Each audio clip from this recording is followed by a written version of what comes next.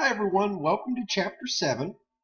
For Chapter 7, we're going to be focused on the role of the unemployment rate, types of unemployment rate, inflation, and deflation. These are very important concepts that we're going to focus on this week, as it's going to be bringing about how our economy is focused on two major indicators in our economy.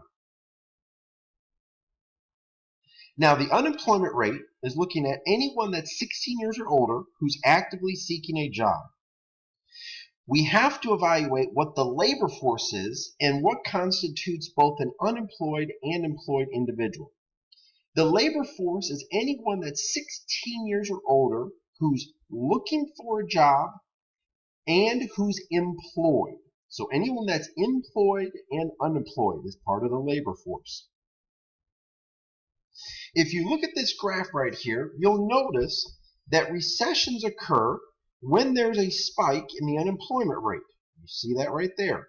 When there's a spike in the unemployment rate, you're noticing that individuals are actually losing their jobs, and when individuals are losing their jobs, this is creating many challenges within an economy because it's creating lower consumer spending as well. There has been a shift of more part-time employment in our economy. Even though these individuals are classified as employed, they're not full-time employers, they're part-time employers, but there's been a shift to more part-time workers. When we look at the economy, you notice we have 93 million people that are not in the labor force. These people could include anyone that's under 16 years or older, anyone that stays at home, anyone that is retired. We have 147 million people that are employed, that means they're at least working 2 hours per week, and we have approximately 10 million people that are unemployed. That means anyone 16 years or older who's actively seeking a job.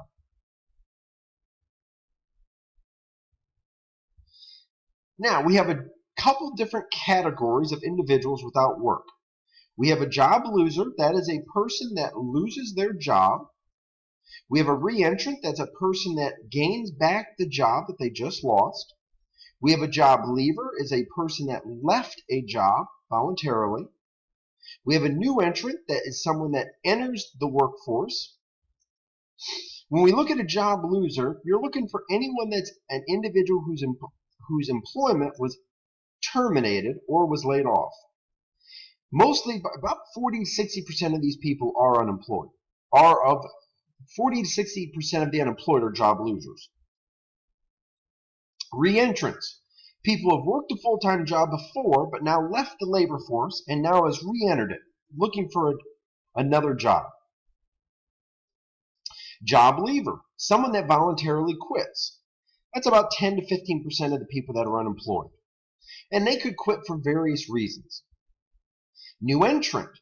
Anyone who's never worked a full-time job for 2 weeks or longer. So that's about 10 to 15% of the unemployed as well. When we look at the duration of unemployment, this is important to evaluate. More than a third of job seekers find work within a month, and that's very important. When people take a lot more time to find a job, that creates a lot of challenges in our economy. And we don't want to see the duration of unemployment expand out longer and longer than it should be. About a sixth of the individuals that are unemployed after 6 months, and that's the dangerous people that we have to focus on, because you want to see these people get jobs much quicker.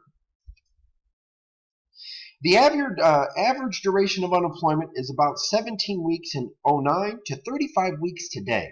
So you notice it's taking individuals a lot longer to gain a job or find a job.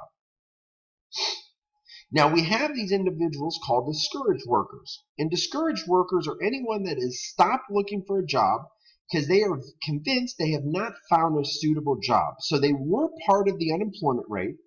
However, they've stopped looking for a job, and they've stopped looking for a job because of the challenges that they're facing.